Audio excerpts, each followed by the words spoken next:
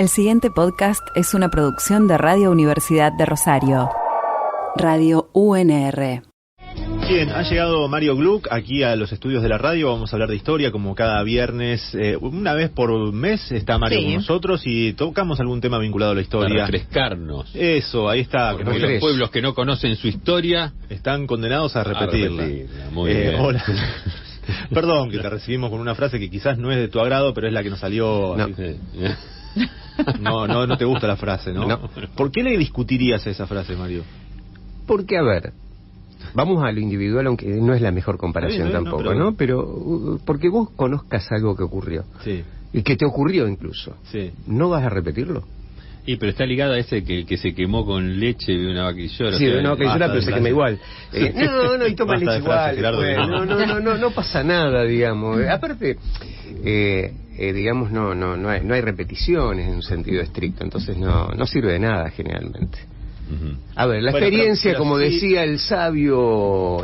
Sí, pero siempre conocer de boxeador, historia te da un poquito más de herramientas como para saber defenderte ante situaciones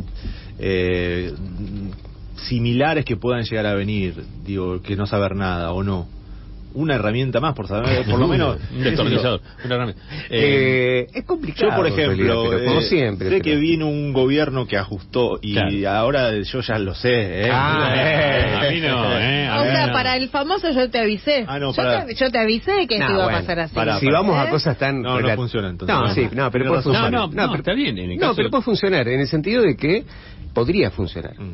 Podría funcionar, pero en el sentido de que estamos hablando de, sí, situaciones relativamente similares. O sea, cuando se está diciendo determinadas cosas uno ya sabe, pero eso tiene que ver la experiencia y el conocimiento, digamos. Decir, bueno, sí, acá pasó algo parecido y se va a repetir más o menos lo mismo. A ver, ¿cuál es el destino de casi todos los ajustes? ¿Cómo terminan todos los ajustes? ¿Terminan maravillosamente bien? No. Esto ya lo sabemos, digamos. Pero es historia más reciente. Si uno va... Cuanto más te alejas en el tiempo, claro, en eso te decía que no, digamos. Te alejas en el tiempo y por ahí no hay mucha similitud. Claro, y además ni hay mucha comparación posible. Es verdad que esa frase tiene la palabra están condenados a como que te va a suceder algo exactamente igual. Bueno, al éxito nos dijeron una vez que estábamos condenados. Eso lo dijo Duhalde. ¿Te acordás? Lo dijo Duhalde, estamos condenados al éxito, como dijo Elio Jaguaribe, que nunca lo dijo, ¿viste? Pero está bien, qué sé yo siempre digo que los políticos tienen libertad para decir lo que se les cante, para mandar fake news a cada rato, porque dicen...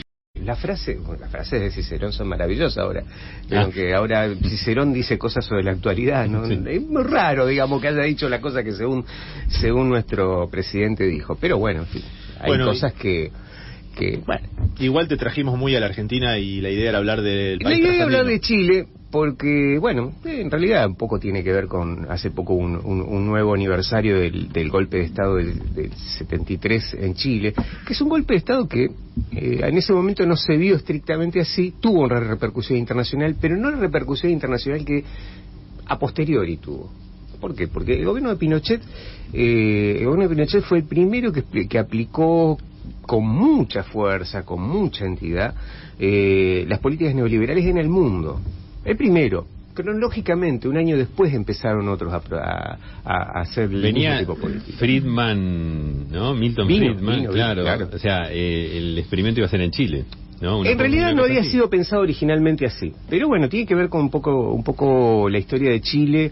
Chile fue un país en muchos sentidos a nivel intelectual y académico muy a la vanguardia en América Latina, en muchos sentidos, porque, bueno, la Universidad Católica de Chile, por ejemplo, que era una universidad muy importante, tuvo en su seno a los primeros Chicago Boys, o sea, los primeros discípulos directos en América Latina de Milton Friedman, y también a los primeros cepalinos, o sea, la primera camada de la CEPAL sale de la misma universidad prácticamente, o sea, está bien, está la ONU ahí, está la CEPAL, pero...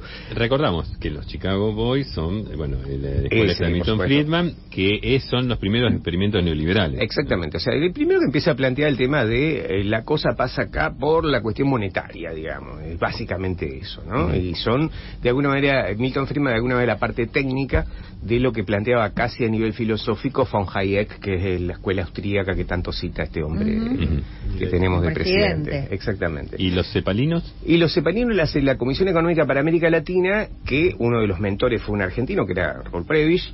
La propuesta era Una propuesta, la CEPAL fue muy heterogénea desde el punto de vista ideológico, pero la básica era América Latina tiene que superar su situación de atraso, de subdesarrollo, de ser economía periférica, en el sentido de que es una economía que su industria, la industria más importante es una industria para el consumo, tiene que empezar a producir también maquinarias para eso, o sea, esto pensando en la década del 60, hoy día lo pensaríamos en otros términos.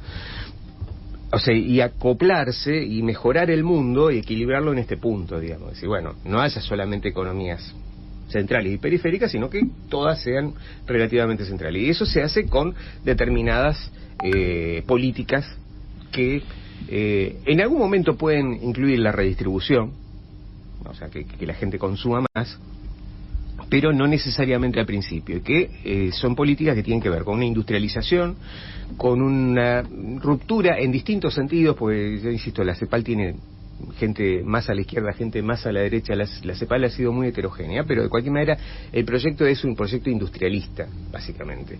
Y en Chile también fue muy fuerte la CEPAL, o sea, de hecho, la sede de la CEPAL, que pertenecía a la ONU, estaba en Chile. Y en la década del 60, bueno, de la Universidad Católica de Chile salieron cepalinos, salieron marxistas, salieron de la Universidad Católica, y salieron también Chicago Boys.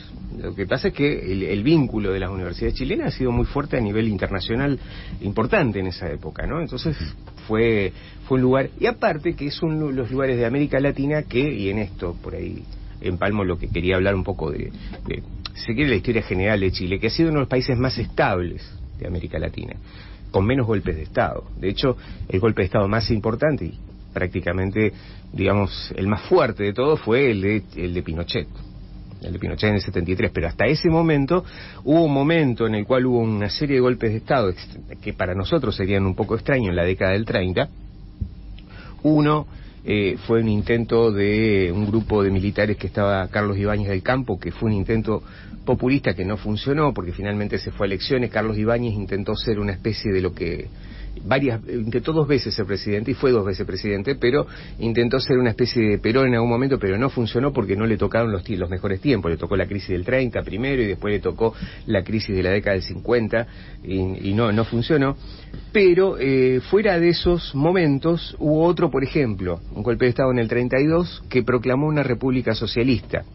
Hay algo acá que dice un historiador del tema militar en América Latina, dice, en la década del 30, salvo Argentina, la mayoría de los militares latinoamericanos entraron en la política por el lado izquierdo, o por la izquierda, digamos, política. Esto, los ejemplos... Argentina siempre coherente. No, acá siempre fue por ahí, digamos. Es raro, digamos. Había la pelea era si eran nazis, si eran pro-alemanes o pro-norteamericanos, claro, esa era la gran pelea. Pero no, después de eso no había mucho más. Después, bueno, qué sé yo, Perón introdujo algunas variables, en fin, pero Perón fue una excepción, en realidad, en muchos sentidos. Generalmente, incluso, eran bastante, como quien diría, elitistas y antipopulares. Ojo, los chilenos no quedaban muy atrás, aunque había algunos como Marmaduke Grof, que fue el que hizo este golpe de Estado que duró menos de 30 días y proclamó la República Socialista, fue uno de los fundadores del Partido Socialista Chileno. Era un brigadier de la aeronáutica. Y en Brasil, por ejemplo, también los tenentes estaban medio mezclados. Los tenentes estaban entre algunos que terminaron en el fascismo y otros que terminaron en el Partido Comunista. Los tenentes que eran militares brasileños. Pero bueno, Chile tuvo este golpe del 32, después que duró muy poquito tiempo, después hubo una continuidad democrática del 32 hasta el 73, impecable. No se tocaba. Y esto tiene que ver con un país que ha tenido una estabilidad ya desde el siglo XIX. Es el país que más tempranamente tuvo un ejército. Ustedes recuerden que yo siempre les muestro a los alumnos lo que es la geografía de Chile.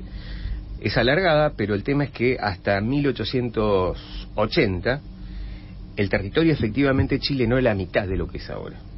La mitad, o sea, y se fue expandiendo desde 1879 en adelante, hacia el norte y hacia el sur. Hacia el norte se expandió quitándole tierras a Bolivia y a Perú. ¿Cómo hizo esto? A 2 países le ganó la guerra en simultáneo. Y no era muy complicado, porque ellos ya tenían un estado, tenían un ejército. En cambio, Perú y Bolivia habían dejado los territorios que quedaban en esa zona un poco marginados. De hecho, el conflicto se desató porque Bolivia le quiso cobrar a Chile una carga impositiva más importante sobre la explotación del salitre. Y había capitales chilenos y capitales norteamericanos ya en Bolivia. Entonces, Chile defendió eso, y Chile consiguió la adhesión, por ejemplo, de comunidades originarias completas, que decían, antes de que me explote el capanga me voy con esto. Con este otro. Total, qué sé yo, no sabemos cómo va a ser, pero era peor el capanga, entonces no se considera ni peruano ni boliviano. Dice, bueno, más sí, vamos. Y así ganaron esa guerra. Y hacia el sur se expandieron sobre la frontera mapuche, casi al mismo tiempo. Y la ganaron también. O sea, hicieron una campaña como la campaña del desierto. Ganaron una frontera agrícola por el sur y una frontera salitrera por el norte, que en esa época el salitre se usaba para explosivos y para... ¿cómo se llama esto? Para el tema del agro. Fertilizante, sí. O fertilizante. Claro, porque el nitrato. En ese momento los países latinoamericanos estaban viendo cómo se insertaban al mundo. Exactamente. Chile lo hace primero con salitre y después con el cobre. Al revés. Primero con el cobre. ¿Primero con el cobre? Después con el salitre. Y después de vuelta el cobre. El cobre nunca dejó de estar. El cobre fue importante siempre y sigue siéndolo. De hecho, hay una cosa muy llamativa, ¿no? Que el cobre, la explotación del cobre fue nacionalizada, estatizada por completo por Salvador Allende, por el gobierno socialista de Salvador Allende, y dentro de todo lo que privatizó Pinochet, no privatizó el cobre. Lo único que no privatizó. O sea, que es un recurso. Claro, es una riqueza nacional. Totalmente, es una riqueza nacional. Es como acá la carne y el trigo. Nada más que acá está privatizada. Bueno, casi siempre fue privada, pero bueno, de hecho es distinto porque es la minería, es otro tipo de producto. Y el territorio que ganaron hacia el sur, decías, con los mapuches, a la Patagonia, con los mapuches, dijiste que fue una campaña al desierto como la nuestra, en los mismos términos de agresividad, de matanza. Igual, similar, muy similar. Muy similar. Aparte, quizás sea uno de los países sudamericanos, claramente, el más expansionista de Sudamérica, y incluso que tiene una posesión extraterritorial y extracontinental, que es la isla de Pascua, eso es único en América Latina, ¿no? Que tiene la isla de Pascua, la tuvo también alrededor de 1889, si no recuerdo mal. Expansionista, todo lo contrario de nosotros, que fuimos... ¿Cómo sería para traer el anti-expansionismo? Sí, Bolivia ni hablar. Bolivia perdió algo muy más estratégico todavía, que la salida al mar. Sí, Bolivia pierde la salida al mar. Pero está bien, pero la pierde en una guerra. Argentina la dejó Uruguay, dejó otros territorios. Bueno, pero es discutible que Uruguay haya sido legítimamente de la Argentina también, ¿no? Eso es más discutible. Pero bueno, sí, pero formaba parte de Río de la Plata. Sí. De Río de la Plata. Pero bueno, si es por eso el tema mexicano es mucho más fuerte. México perdió la mitad del territorio en manos de... No, claro, pero en guerras. Argentina le digo sí, es cierto. Sí, pero bueno, fueron procesos. Ahí está la cuestión de Chile. Chile tiene la característica de ser una región en sí misma que puede integrarse rápidamente a nivel económico. O sea, vos decís el cobre fue primero, el cobre y los cereales estaban perfectamente en sintonía como para poder vender al mundo. No había ningún problema. En cambio, los otros países, cada uno tenía su disputa regional, a veces por el mismo producto. O sea, en el caso de Uruguay era por el mismo producto. Pero aparte acá intervino también en su momento el Imperio Portugués, que se quedó con Uruguay. O sea, la independencia de Uruguay no es una independencia de España, es una independencia de Portugal, y en realidad, más que de Portugal, del Imperio brasileño. Es muy particular, digamos. Por eso, cuando tuvieron que reconstruir la cuestión histórica, ponen como héroe nacional a Artigas, que no tuvo nada que ver con la independencia. Artigas no tuvo absolutamente nada que ver con la independencia, pero bueno, son esas operaciones, digamos, históricas. Pero, volviendo a Chile, tuvo este siglo XIX conservador y al mismo tiempo muy conservador, porque la primera constitución, que es del 33, es una constitución tan conservadora que no permite otro culto que no sea el católico apostólico romano.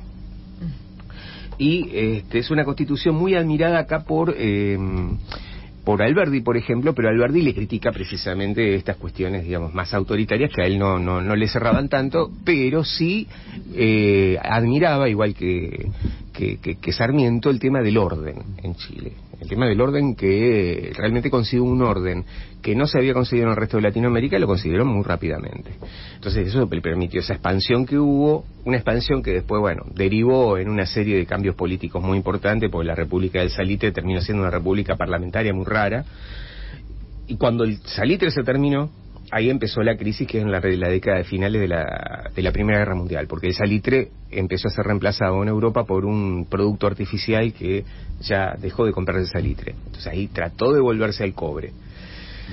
Y ahí hubo un periodo de crisis que duró hasta el 32, 33 más o menos, Después, insisto, hubo una estabilidad política notable, una estabilidad política y una relativa, digamos, libertad, digamos, en cuanto a la cuestión política, porque, por ejemplo, actuó con muchísima libertad el Partido Comunista, el Partido Socialista.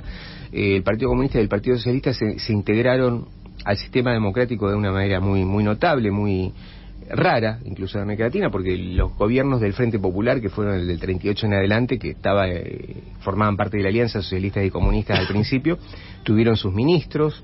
El caso de Salvador Allende es muy paradigmático, porque él fue un político que tuvo una trayectoria, que primero fue ministro de Salud en la década del 40, y después fue senador, fue intendente, tuvo muchos cargos, o sea, fue un político profesional de mucha trayectoria en Chile, cosa que en la izquierda latinoamericana no era muy frecuente.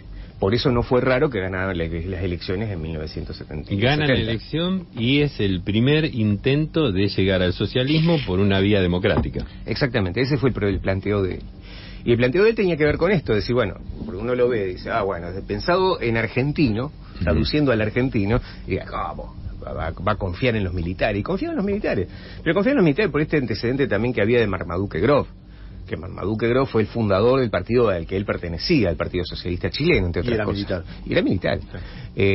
No sé si estaba vivo en esa época, pero bueno, fue alguien que después actuó políticamente y confiaba, digamos, en el respeto a la institucionalidad que iban a tener los militares. Sí, efectivamente confiaba en eso, confiaba también en llegar al socialismo por esta vía, digamos, parlamentaria, democrática, etcétera, etcétera, pero bueno, no funcionó. Y de hecho Pinochet lo expresó, ¿no? Su compromiso con la democracia al principio, o sea, hay declaraciones de...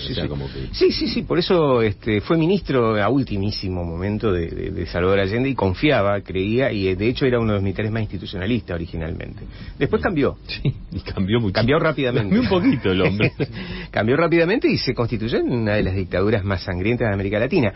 A ver, no en número probablemente, porque si uno compara, a veces puede sonar desagradable hacer ese tipo de comparaciones, pero compara, por ejemplo, con la Argentina, e incluso en cuanto a la proporción de población, los cálculos más más tacaños en cuanto a cantidad de desaparecidos que hay en la Argentina, son muy superiores en cuanto a población a los que hay en Chile, a pesar de que tuvo una dictadura fuerte. Pero claro, pero no hubo tantos desaparecidos en Chile, pero hubo muertos. Claro, o sea, hubo represión abierta. Claro. O sea, fue abierta, para nada encubierta y constante. O sea, los 20 años, que duró, hubo una represión constante en Chile. Eso es clarísimo, aparte fue abierta, totalmente abierta. No, claro, mataban gente y decía, bueno, acá está el cadáver de tal, digamos. Exactamente, una cosa así. exactamente. No estaba la técnica, táctica, o como quiera llamarse, de la desaparición de personas. Estaba, pero en menor medida. Estaba mucho en menor medida. Aparte, la dictadura chilena llegó a extremos, digamos, como por ejemplo matar a alguien en Estados Unidos, cosa que le costó bastante caro a Pinochet. Cuando mataron a Letelier, que era ministro de Relaciones Exteriores de Salvador Allende, lo mataron en Washington. Bueno, en Washington dijeron, epa, ¿qué pasó? Se te está yendo la mano. Esto era para nosotros en todo caso, pero aparte el tipo estaba exiliado ya, no era algo extraño, digamos. Era un tipo que estaba exiliado y le habían dado el derecho de asilo en Estados Unidos. Ahí hubo una serie de problemas que se reflejan, por ejemplo, en la película Missing, en la vieja película esta con Jack Lemmon, que es una película muy aparentemente muy simpatizante de Carter en muchas cosas, porque Carter fue uno de los que más criticó la dictadura chilena. Pero esa estabilidad que hubo durante tantos años y esa explica en gran medida también, porque hay una cosa que a veces se nos escapa. La pregunta a veces, por el caso de Salvador Allende, que intentó hacer eso, hizo mucho aparte, se nacionalizó, casi todo lo nacionalizable a nivel economía lo hizo en 3 años. ¿Cómo pudo hacer esto en un periodo democrático sin que le dieran golpe de Estado antes? Porque él, si hubiese intentado las primeras medidas que empezó a intentar en Brasil, al mes lo echaban, le daban un golpe de Estado. En la Argentina, 3 meses le damos. Pero en Chile duró 3 años.